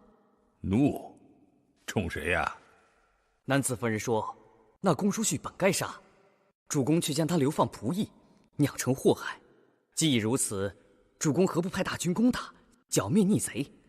再说任由公叔胥据城叛乱，会助长权臣们的谋反之心。魏国再多几个公叔胥，离天下大乱就不远了。哎呦，我的头也疼了。哎呀，一个小小的蛮荒小城，能掀起什么大浪啊？哼！寡人见得多了。哎，我去跟他说。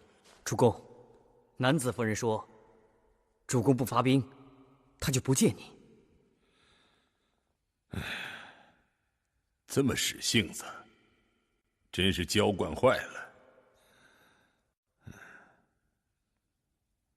主公，夏城该如何回应南子夫人？出征讨伐，召传令官。诺。召传令官。快去回夫人吧。诺。主公，命雍徐派人速去打探仆役和孔丘一行人的动向。诺。将军，都搞清楚了吗？是，那位孔丘先生说的是真的。匡城方面说，他们确实扣留了他2天。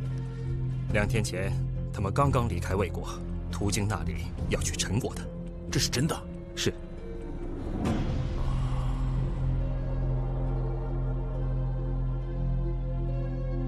先生，我们怎么办呢？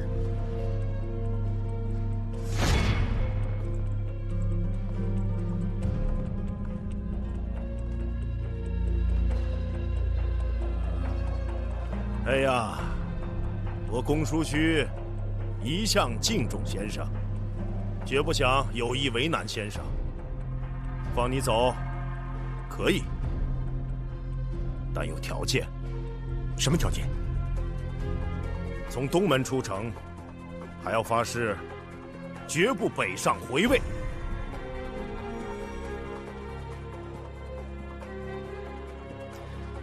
我发誓，出城之后，绝不北上回魏。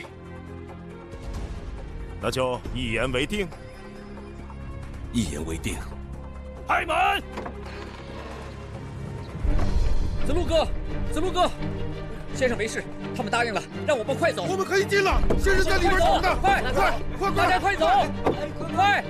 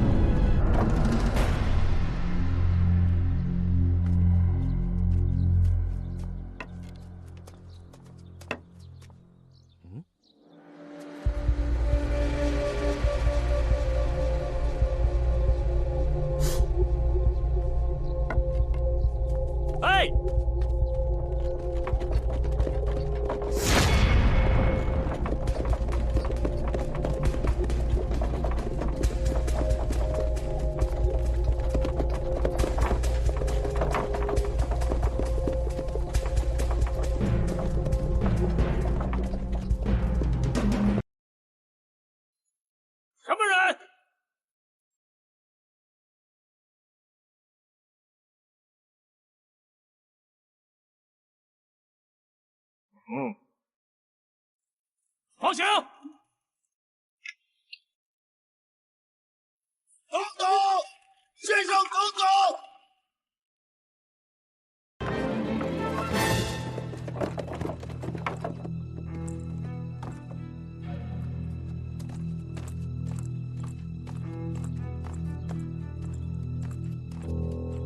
先生，我已经备好了晚宴，明日一早再走吧。大人，您太客气了。大人正在筹划国家生死存亡的大事，我们师徒都是在野闲人，怎敢再叨扰大人呢？先生，你说是不是啊？是啊，是啊。公叔大人要事在身，我们真是不便打扰啊。好。不过先生似乎是忘了什么东西啊？不知先生是否能给在下一个解释？哼！若这解释让我满意，我就放你们走；若是不能，就说明你们辜负了我公叔的一番赤诚。别怪我不客气了。子路哥，原来是这个呀，先生。这是我掉在城门里的，和我先生无关。这信是写给他的，怎么和他无关？啊，大人，事情是这样的，我听说先生被扣匡城，为了救他，便急忙求人，后来找到司公雍渠，以男子夫人的口吻，写了这么一封信，为的是让匡城的将领相信先生的身份，相信先生在魏国是有靠山的，这样也好放了他。啊，先生，对不起，弟子擅自行事，没有告诉先生有这封信。没事，没事。哼，你这话，我怎么能相信呢？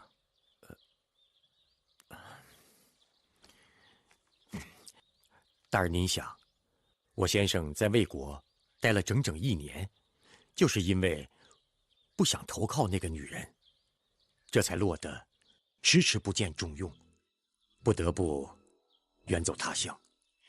这一点，大人原先在魏国的时候应该早有耳闻。再说了，以先生的人品，清正无瑕，凡事都要走正道。可是魏国宫廷里面的复杂和浑浊，他不是不知道。大人您想，他逃离魏国，就是为了逃离这污浊，那怎么可能和那女人有瓜葛呢？望大人明察。大人啊，若想和男子夫人套近乎，我先生早就留在魏国宫廷里面担任高官了，还用等到今天？风尘仆仆的跑到匡城，被人家抓了，差点送命吗？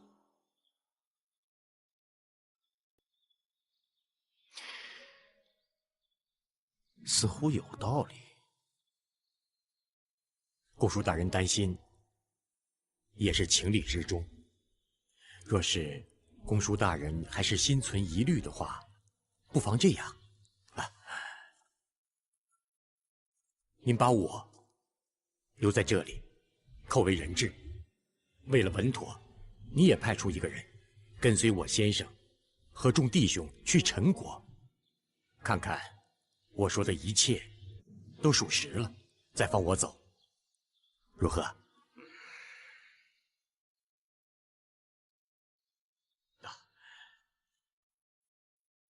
先生您多保重，学生不能陪伴了。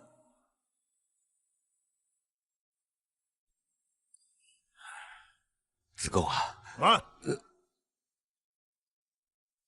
哎呀，也罢，你们师生一行，我就不要拆散了。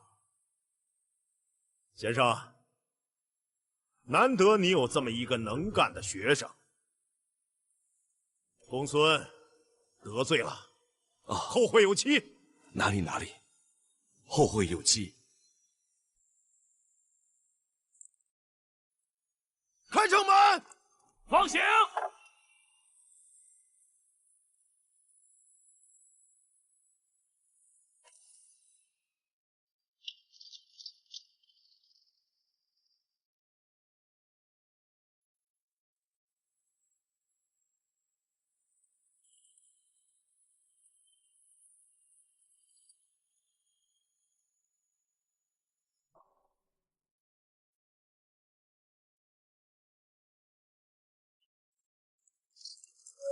我来驾车。啊，给我。哦。驾！驾！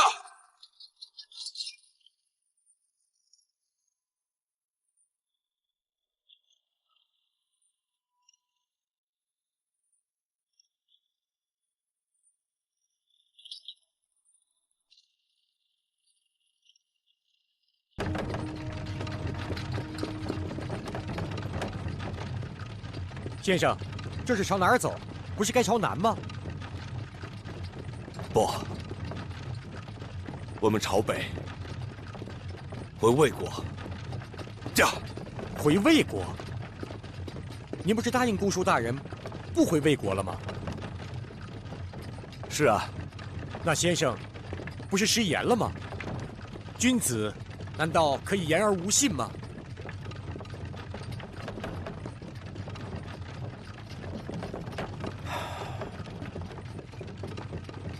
君子之于天下，无从无不从，无可无不可，为求义而已。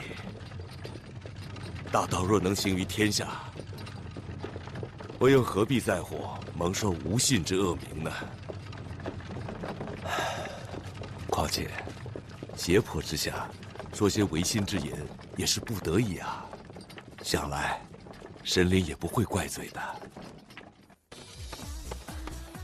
端木，我一直在想这样一个问题：孔子匡帝遇选后，只是出于对男子相救的报答，他才决定重回魏国的。可在溥仪城中，叛军将领公叔胥逼他起事，可以说给他提供了一个摆脱魏国最好的借口。他原本可以顺水推舟啊，为什么还要冒着失信的恶名坚持回去？是觉得有了男子的支持，他就能在魏国实现自己的理想吧？可是这代价是不是太大了？要知道，守信是中国人十分看重，孔子本人也多次强调的道德。他曾说过，君子要主忠信，更说过民无信不立。这和我们怎么看孔子有关系。有人把孔子定义为一个述而不作的学者，在我看来，他更是一个坚持理想、旷野呼号、奔走四方的诗意的政治家。孔子的学说是入世的，是要在现实中实现的。正因为此，孔子命中注定要与这现实中的人打交道。